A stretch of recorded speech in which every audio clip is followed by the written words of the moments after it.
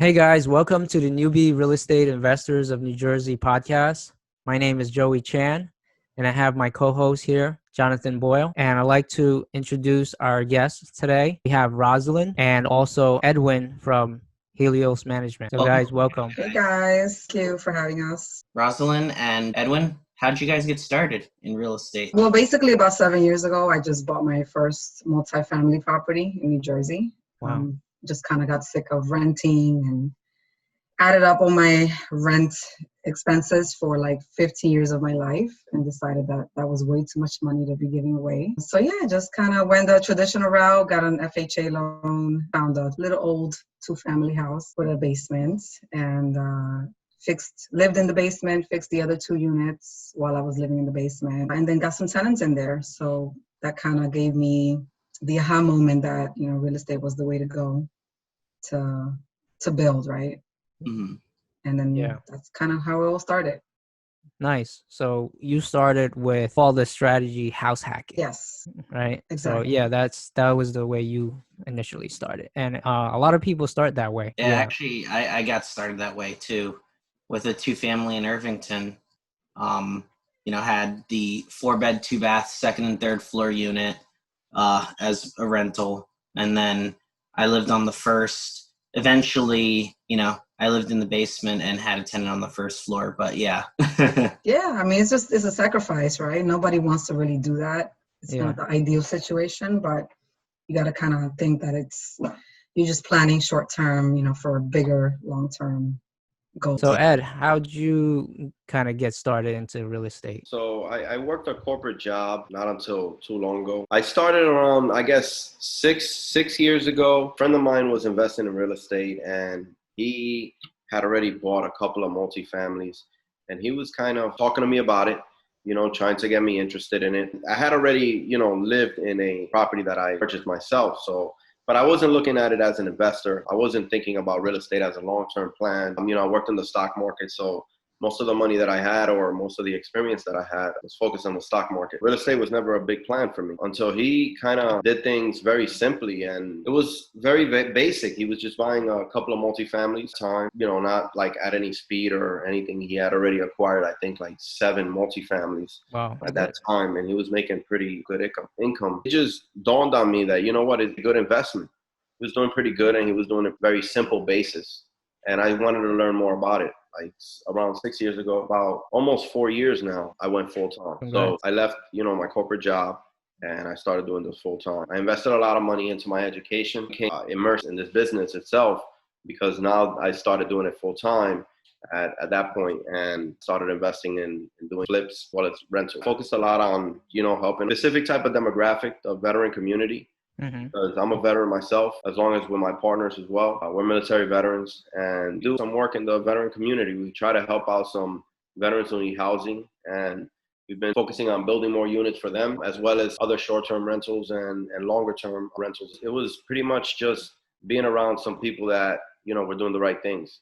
And I started seeing if I could do the same thing. Thank you for your service. As you know, line that I'm a veteran as well, so thank you. Semper Fi, brother. How'd you guys get introduced to one another? We have a mutual friend. I know Mike for many years. We're introduced through that mutual friend. Okay. We're part of a Wall Street professionals group chat. Exactly. So we're part of another group, and there's a lot of individuals from Wall Street there and other, businesses.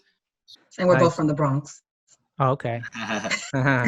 So this is almost like a finance thing, right?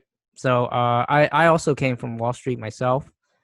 I was a Series 6, 63, registered rep. I had life, New Jersey, New York life and health insurance licenses as well.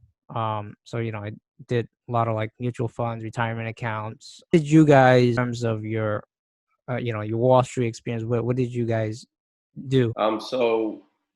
I started off in very early, like in my early 20s, probably like around 23, the New York Stock Exchange on the trading floor. And I was just a product support analyst, pretty much just supporting our product, Then I moved up to different businesses like high frequency trading. I worked at BNY Convergix for a little while, trading on a software level, doing on the New York Stock Exchange, that it was a wholesale market or an auction market. Yeah. And then I went into investment banking. And investment banking, the last position that I had there, I was the global head of the the Americas head of global banking and do other like accounts management, onboarding, and KYC data. So it's mostly for investment banks that I worked in the last few years of my career. And it was doing a lot of onboarding of clients, of new clients, and working with their data of what the bank was going to do to, support their data. How about you, Ross? I don't come from the Wall Street life. Oh, okay. I thought you did because you were in the No. group. That's why. Yeah, no. I invest in stocks and I'm a numbers person. So my background is actually in revenue management and hospitality. So I worked for hotels for about 20 years, from the bottom all the way to regional positions. I've opened a couple of properties up in New York, in Miami, Panama City, Quebec, and focused basically on budgeting for the properties and making sure that strategies were in place to sell the rooms at a certain rate, seasonally, off season, to make sure that every month we made our numbers. So I'm very highly focused on stats and numbers. I just always been that person. So of course I translated some of that energy into investing in stocks and learning about, that industry myself. So that's how I got into that group chat. Nice. Very nice. Transition into what you guys are doing today, right? Start off with Roselyn, doing in your business today. So I'm not in hospitality anymore. So I actually launched a online learning company. It's called Urban Teach NYC. Nice. And Urban Teach Latino, which is basically the same thing, but translated into Spanish with Spanish content. Basically just training and providing educational material for first-time home buyers, coaching groups, and also people that want to start online businesses. So I focus on real estate for the beginner level, and then into startups as well with the online community. I have a couple of products out there now. Edwin and I are partnering up with our next masterclass, which is kind of why we're coming together. Yes. Since Edwin has a lot of more experience and the other side, the more advanced levels of real estate. So it's kind of what I do full time now. And I'm a landlord as well. Of course, that's awesome. It's funny you brought up that like you're looking to help first time homeowners, because like I was talking to Joey a little earlier today, like I get these questions fairly frequently from like new wholesalers that are trying to learn in real estate. I realize I know a lot more than I think I do. Like a friend of mine hit me up as far as trying to buy a home because I posted a Facebook post like, hey, I want to sell one of my 2-family homes. He reached out to me. He's like, oh, I'll take it. So then I asked him, do you have a pre-approval? And he's like, what's that? Like even little things like that. Yeah. Then I had to teach him that. And then he's like, oh, how much do I need to have down? Which then I had to teach him a little bit more. And like I referred him to one of my guys. So there's a lot people don't really know.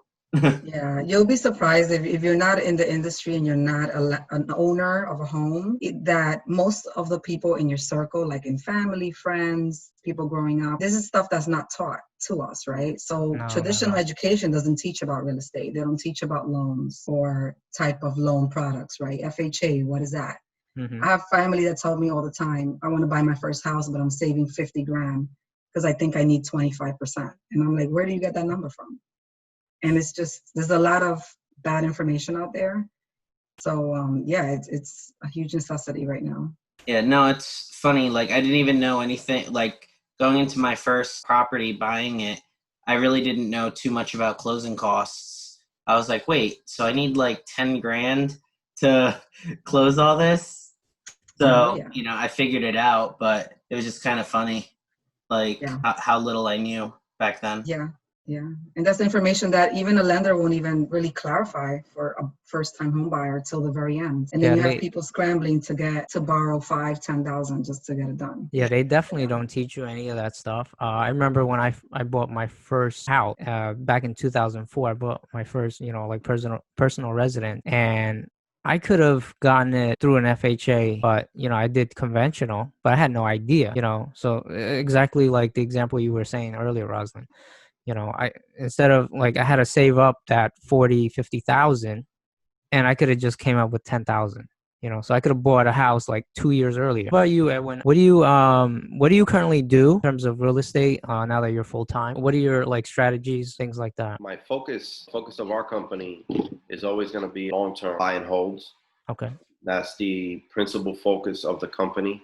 And, most of the strategies that we deploy are based around that focus. We do build and develop property for sale, but it's a part of the business that we do as fund other projects. But the focus mainly right now is regular rentals, which we have in Union County, Essex County, and other counties, as well as veteran housing and short-term rentals. You mentioned veteran housing a lot. What do you do in the veteran housing community exactly? Do you work the HUD-VASH program, or is there anything else that you do that's more in depth? We do work with the HUD-VASH. So for those who don't know what HUD-VASH is, HUD-VASH is one of the programs we work with.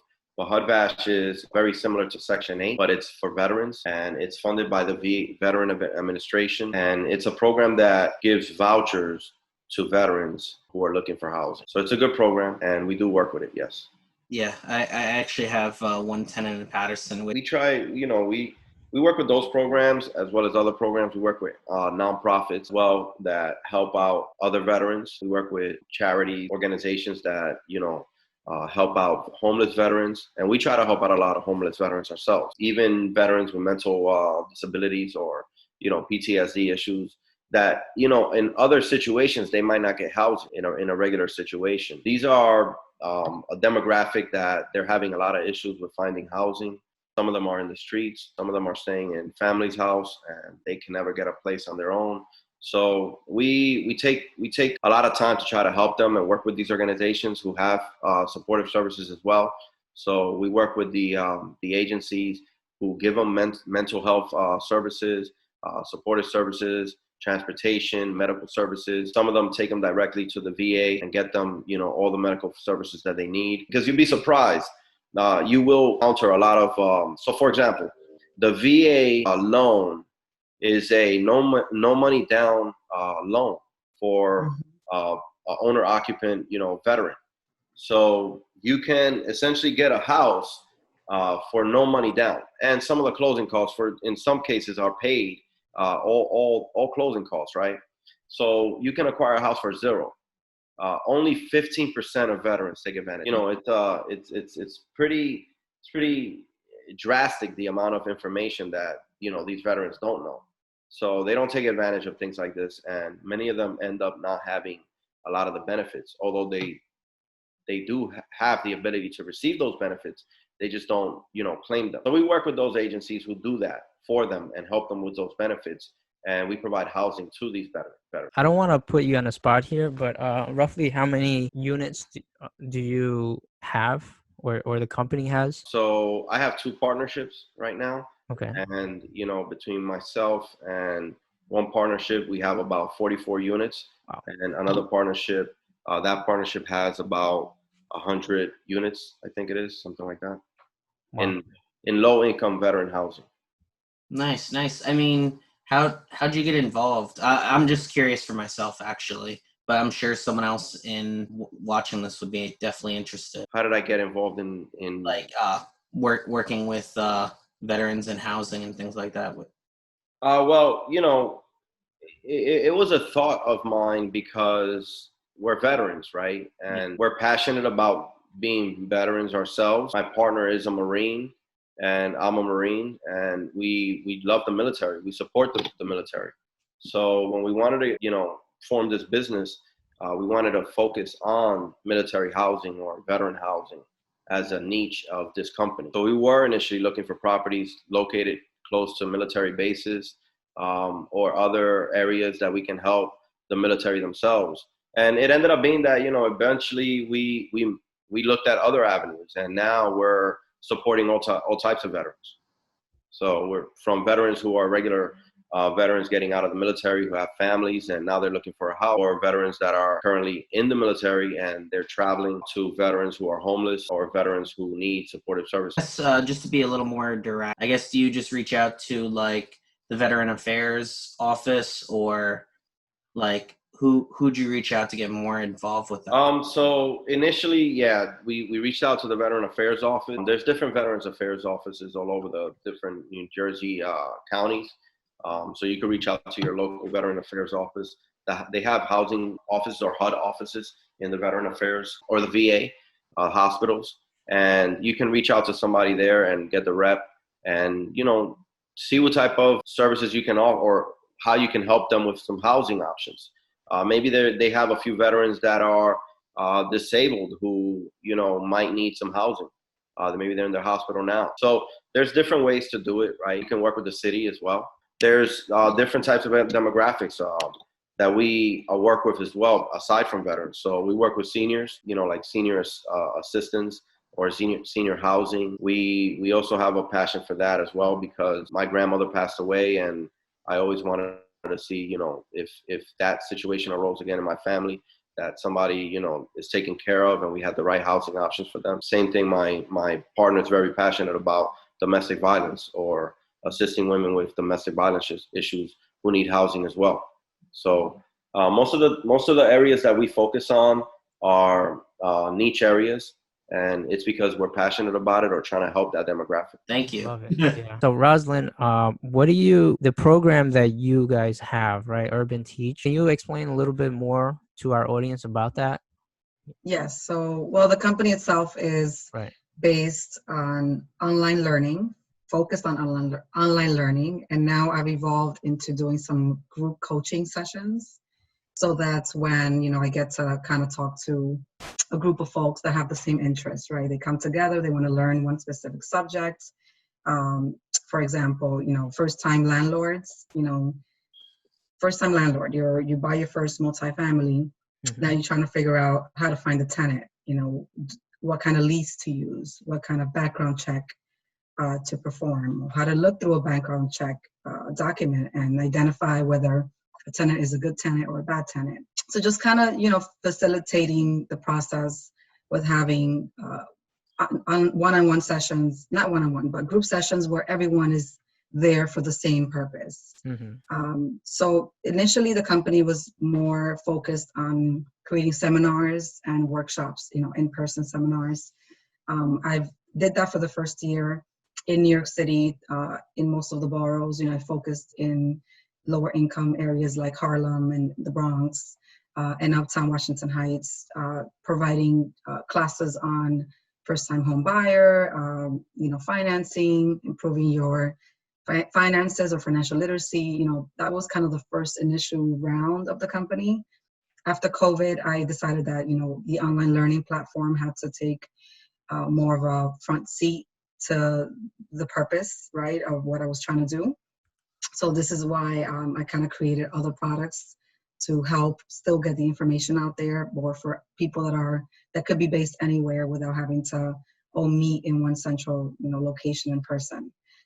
So the upcoming masterclass that I have with Edwin and his company is going to be focused on teaching someone that's in a 9-to-5 position how the basic core concepts of getting into the flip business. There's a lot of people out there that work jobs and they want to get into the rehab business, but have really no clue kind of where to start.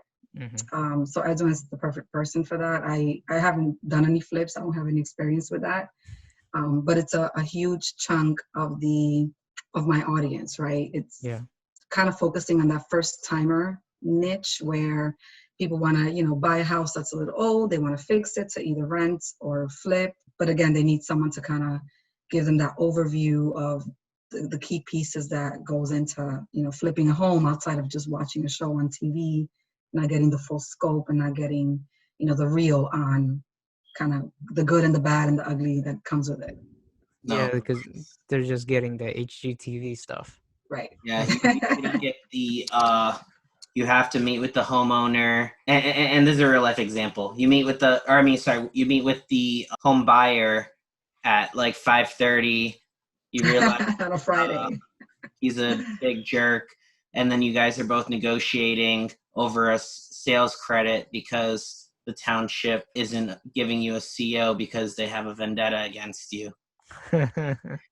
Yeah, all that stuff. Yeah, I mean, there's certain things that I wish that I knew when I started this business, and I'm gonna go over some of those things. Hopefully, it'll avoid some people from spending more money than I did, because doing a renovation on your own the first time, especially if it's a big renovation, which I don't recommend a newbie to do any big renovations. No. I always think that somebody that is their first time flip or big renovation project, that they should limit the amount of money that they spend on these renovations, because the more money the more it could get complicated. And it's too many moving parts. The more, moving parts you have, the more money you might end up spending over your budget.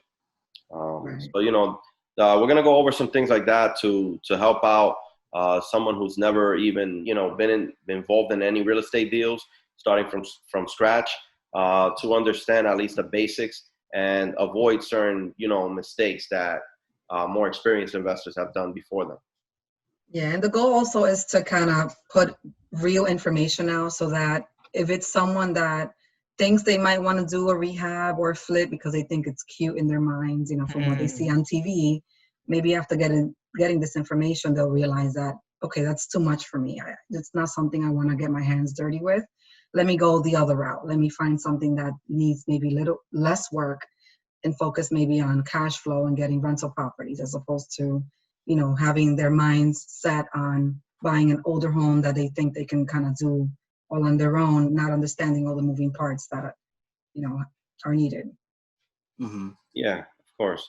And, flipping is a strategy a lot of people like to use.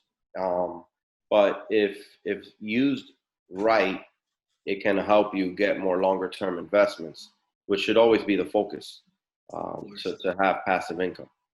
Right. Yeah. Although, like you were saying, so I guess sometimes flipping is a little bit more glorified than it really is.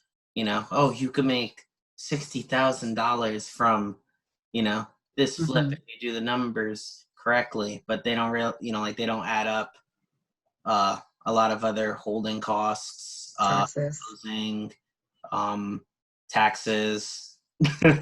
And wholesalers be like, Newark, 300,000, single family, ARV 800,000. Right. Where did you get the ARV number? Repairs 20,000. Right. And it's basically being held up by like one platform or something. Yeah, a little fire damage. Yeah, so that's the goal. The goal is to always put. The roof is missing, but just a little. Yeah. Yeah, the goal is to put out real information, I do that with my coaching groups. I don't sugarcoat anything. I make sure that anyone who wants to be a landlord and wants to get into the business understands that, yeah, it's good when the money comes in every month, but if a tenant stops paying you for 3 months, or if a tenant starts pouring oil down the drain, or starts bashing your walls in, or starts having fights every day in your unit, like, there's things that come with it. So I keep it real with them. Since both of you are landlords, can you guys give the audience like one quick story about like something really bad that happened on one of your properties? Or which one?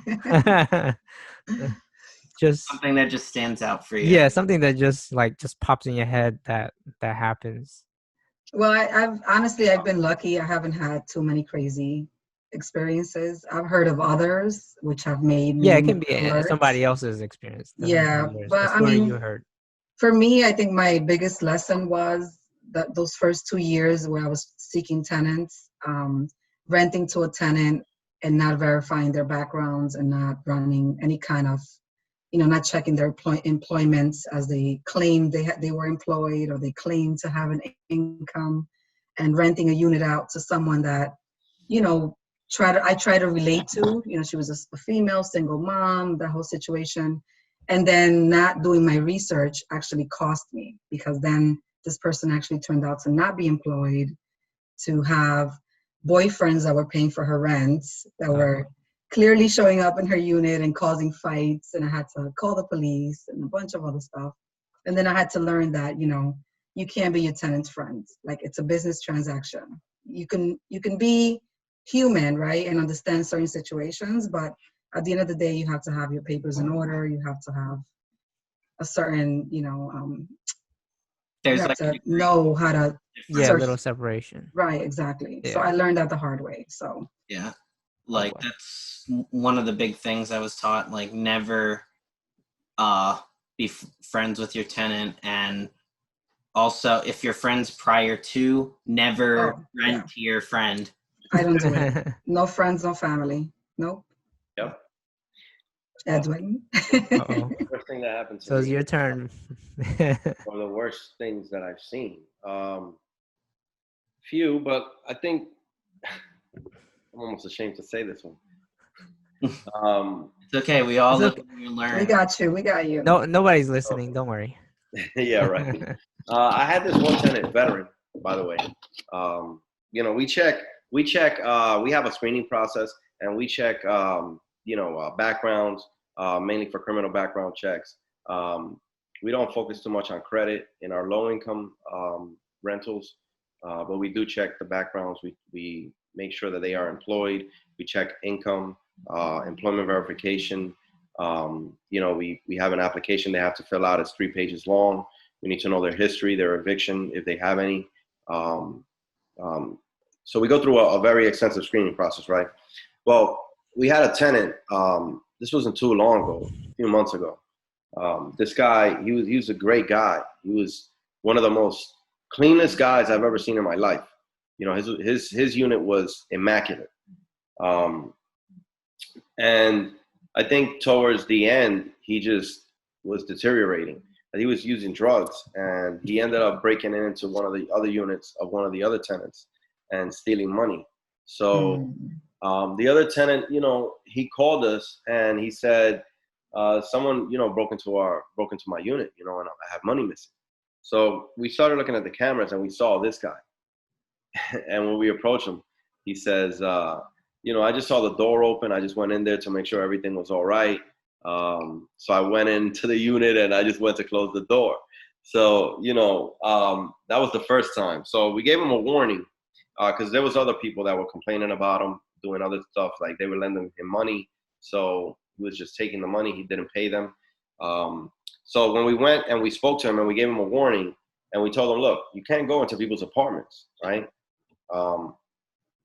Somebody's missing money, like we could report you to get arrested here because obviously that person's pissed off. Now they want to kind of, have like a fight with this guy. They want to, and cause a situation in the house that I'm trying not to, let this happen. So we went to speak to this guy and we told him that, essentially he's got to go. Right. So the next day we get another call. The next day, literally, like it was early in the morning. We had just spoken to him late at night. And the next day he broke into somebody else's room. Oh, geez. So he was gone that same day. And we just couldn't deal with that anymore. So the guys wanted to press charges. So he got scared that the cops were going to come. And he just left on his own because he knew the other guys that lived in the building, they were going to report him to the police department. So he was going to get arrested. So he got scared and he left. So that's pretty much the worst thing I've dealt with. Wow, that's pretty severe. So did he take his stuff or he just kind of like just abandoned it? He was pretty clean. Okay. Right. Unit was immaculate. I'm telling you, when he left, it looked like the first day he moved in. Oh, wow. Nice. Well, I mean, that's at least considerate of him. Yeah, right. Yeah. He just needed some money from other people. He needed the drug money. So. Eventually, the tenants who he took money from told me that he paid them back. Oh. Wow. Okay. I felt bad for him. The guy's a veteran, right? Yeah. They go through their own issues, and we don't try to kick them out. We try to avoid that situation. But in certain situations, you just have to really, evict them because they do impact other people, right? So you can't have somebody in a building that's impacting your other tenants, and then they're causing a ruckus or chaos in your building, and the other tenants are not going to want to live there. So you can't have that. Yeah. Yeah. No, like it's funny. One of the tenant that is a veteran. So she lives in a 2-family home I have on the upstairs, and because like of her anxiety or whatever, she has 3 dogs. I forget what they're called. Support. Support animals. I don't think support. They're it's like one step above it or whatever. Emotional. Yeah, something like that. And so, like, you really can't say no, and I don't want to, but like the downstairs tenants would hear them every now and then, like patting, or not even really barking. It's just them walking around the apartment. So they reached out to me, and they were like a little irked, asking, "Hey, can we have a pet too?" And like, yeah. So I kind of just caved a little bit. Luckily they got a cat instead of another dog. So, but they all comes with it. on time. Everything's good. If you allow one tenant, or if you allow cats or pets in your building, everybody. That's it. Everybody wants one. Yeah, I'm saying that building. Yeah. Yeah. You're a softie. Yeah. Stay strong, Jonathan. That's why you say no. You gotta have a buffer or some type of space between you and the tenants. Yeah. I manage that part of the business so that you don't deal with the tenants too much. I had an assistant that did, but then he accidentally told them I was the owner. So then, it didn't, what buffer, basically. Yeah. Yeah. For me, all of my tenants know that I'm the owner, that I'm sort of like self-managing the property. They haven't been that needy, to ask for a ton of stuff from us. So far for me, it's worked out. I try to be not too like personable, like try to be a little bit cold to them. They're like, "Hey, how are you?" I'm like, "I'm good." Exactly. That's what I do. Yeah. So, just to clarify. That face. Yeah. Just to clarify, so it's not like preferential treatment or anything. I did actually like ask them to have like a pet fee and a pet deposit or whatever. So that's fair. Yeah. Yeah, that's very fair. So, because I can't say no to the upstairs tenant, but the downstairs I was like, okay, well, this can be asked from any tenant then, I guess, from now on, but with a pet deposit. Do you have carpets in that apartment? Oh, no okay. whatsoever. I was gonna say, because it's gonna cost you a lot more. Oh no, I'm not. Okay. Yeah. No carpet. I only allow pets in one of my properties. I actually haven't seen the apartment in a couple of months, but I don't expect it to be damaged by the pets. They look like they're good tenants. I've already seen the apartment a few months after they moved in, so it was in good condition. But they're the only ones that actually have pets in that building. So I've been okay with the pets. Most of the other tenants, none of the other tenants and none of the other properties have pets, and we don't allow it. Only in this specific building we allow it, and it's okay. It hasn't been bad. Okay. But we don't allow huge animals either, because some of these situations you allow a big pet, they'll come with a horse. Tenants just don't know a limit. You sure I can't bring my elephant? Right. Have a limit. Right. It's funny. Like one of my Airbnbs, they asked, "Hey, can we bring a dog?" And they're gonna stay for like 2 weeks. So it's a good amount of money. I was just like iffy, but eventually I said sure. And then they're like, "Oh, can we bring another dog?" And I'm like, you give them an inch and they want to take a mile. Yeah. Say no, Jonathan. I know. Say no. You get a Great Dane in your house, or 3, or maybe 4 or 5. Might as well let the grandparents move in, too, and uncles. Oh no, for my Airbnb, aunts. Someone actually flat out asked if they could have a party, and we noticed that they just created the account July 2020. So I was like, oh no, heck no, not letting that happen. So Project X now is your house. They were like, let's create this new profile so we can rent that house and throw a party. Or any house. Whoever's going to allow us. You gotta have a clause in your lease for all of that stuff. Absolutely. Yeah. We try to put clauses that, for certain things that we don't allow. And we speak about it before the tenant moves in. As they're already, approved and they're ready to sign the lease, we go over that. We let them know, what the rules are in the property, what we expect of them, so we can set the expectations at the beginning of our relationship.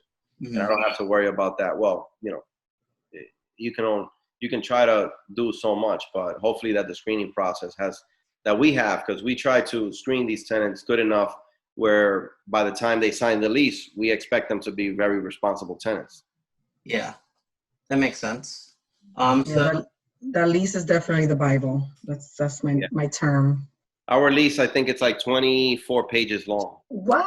You beat me. Mine too. That's crazy. That's crazy. Ridiculous. But it mentions everything, from repairs to maintenance to security to pretty much almost every clause that you can think of. Yeah, I have garbage removal on mine. I didn't add snow removal yet, but garbage removal, no parties, no illegal activity. I have everything on there. Yeah. Ours too. Yeah, I have a 23 or 24 page as well. There you go. People see it, they're like, "What the heck is this?" Yeah, I need to copy that. Yeah, mine's like 11 pages. Called the bulletproof lease. No, it's funny. Like, I had one tenant, I guess, because this was like her first time getting out. Like from her parents' house or whatever. I remember her. That's never good, by the way. The story, at least. Yeah. I already went through one of those. She has great credit. Thank God, like they pay on time or even before time, like on the 30th or 31st. But like I literally sat with her for like 2.5, 3 hours going page by page, going through that lease because she had questions. Okay. Like, she was just a very thorough person. Like, nothing wrong with her. It's just like, it was like little things that I just had to explain through every page. It was like a painfully slow process. Was she a good tenant though? Because I have the opposite experience. Okay. Doesn't really complain about anything. They pay on time. Everything's good with them. Yeah, I had the opposite experience where I rented to a girl that moved out of her parents' house for the first time. Had the great credit history, all of that. But of course she had a good credit history because she was at home paying no rent, right? So month 3, it was already a disaster. It was like, I can't afford the rent. I thought I was going to be able to afford the rent. Oh. Yeah, so I have an issue with the newly renting young adults as well. Yeah. It can get tricky. Yeah, no, it was 2 friends that both have teaching jobs nearby where they live now. And I know both their jobs, have all their information. Even one of them has their parent co-sign. So okay. Wasn't one of the parents like an attorney or something like that? Oh no, that was the one I was gonna rent to before that one. Oh, okay. That was there was one. Renting to attorneys is a little right. It's a little tricky. Yeah, no, it was funny. Like it was for the second floor. They live on the 3rd floor. The 2nd floor, before I got my soda program tenants, they these people were like tooth and nail, like going through the entire 26 pages, and they crossed out one thing, added one thing, and mind you, since I sent it to them as a Word doc, they didn't even show me the changes, which was very annoying. And then I'm telling them, no, this has to stay, this has to stay, this has to stay. Eventually to the point where they were just like, okay, never mind, like, we're out. And like, they didn't even, and it was very unprofessional. Like, for the father to just like basically ghost me, where I had to figure out that they weren't interested. I was still showing the property, but it was just such a huge ordeal. Like, I went through all this just for them to disappear. Yeah, that's crazy. Yeah, I only send out PDF versions. I'm not. Oh, and that actually reminds me, screen your assistant better too, because my assistant apparently went to hang out with them after too, like the kids that were gonna rent the apartment. So they became friends. Yeah. Yeah. Well, his assistant no longer works for him. So. Yeah. Oh, Okay. That's great. That was Good. awesome. Outstanding. Jonathan, I'm learning. Okay, like, Jonathan, you're a nice guy, Jonathan. that's why I tell people, like, he's a great guy. If I can do it, then you can do it. Like, I don't consider myself a smart person, He's a brilliant person. housing is a way to help out. Renting or rentals is a way to help out a lot of people. A lot of people are looking to have situations. It might be a young adult who is getting out of mommy and daddy's house, or somebody who might be getting divorced, or someone else who needs a house, and there's certain situations that you try to help as many people as possible. But there are ways to sort of distance yourself so they don't take advantage of you also. Right. Because you do experience that as well, where people do take advantage of you. I love the stories you guys shared. Where can people find you guys on social media? What platform? And For me, at Urban Teach NYC, that's the handle for Instagram. I do have a Facebook page as well. I'm not too active on it, but it's there. Okay. But Instagram, yeah. So at Urban Teach NYC. My contact email is on there, contact phone number as well, and DMs, of course.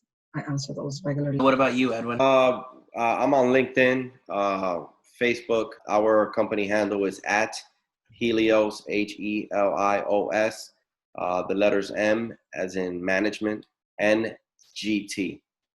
What's the best piece of advice you give someone who wants to get started in real estate? For me, I would just say, get your finances in order.